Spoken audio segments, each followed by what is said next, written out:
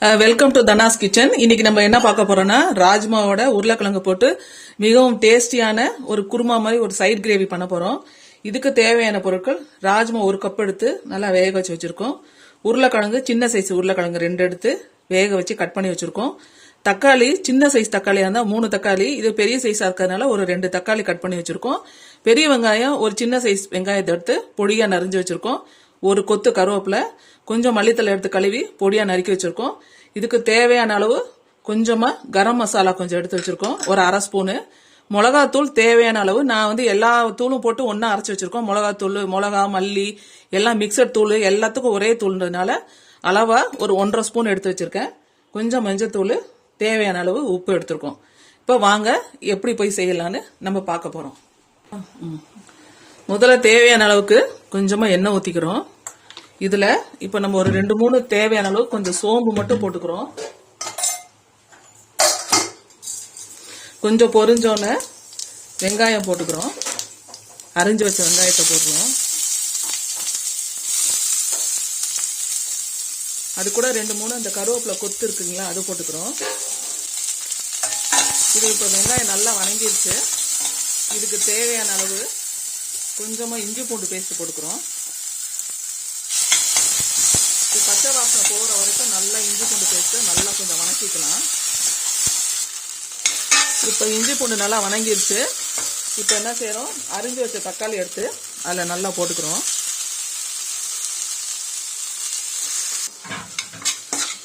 தக்காளி பச்சை வாசனை போகிற வரைக்கும் கொஞ்சம் நல்லா தக்காளியை நல்லா வணக்கலாம்.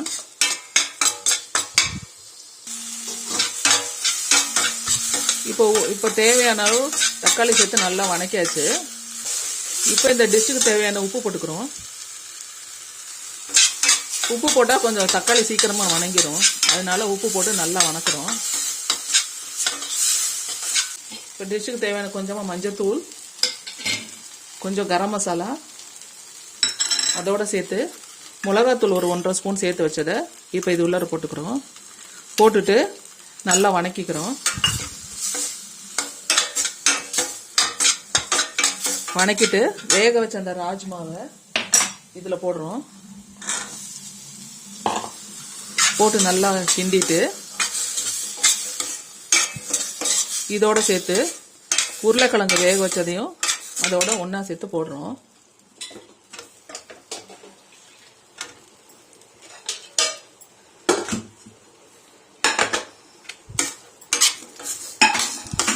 போட்டு நல்லா எல்லாத்தையும் ஒன்னா மிக்ஸ் பண்றோம்.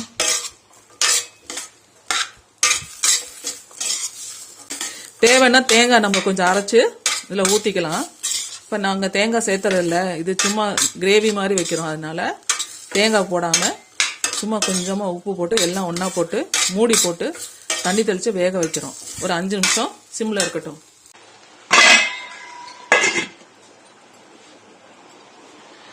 அஞ்சு நிமிஷம் ஆயிடுச்சு.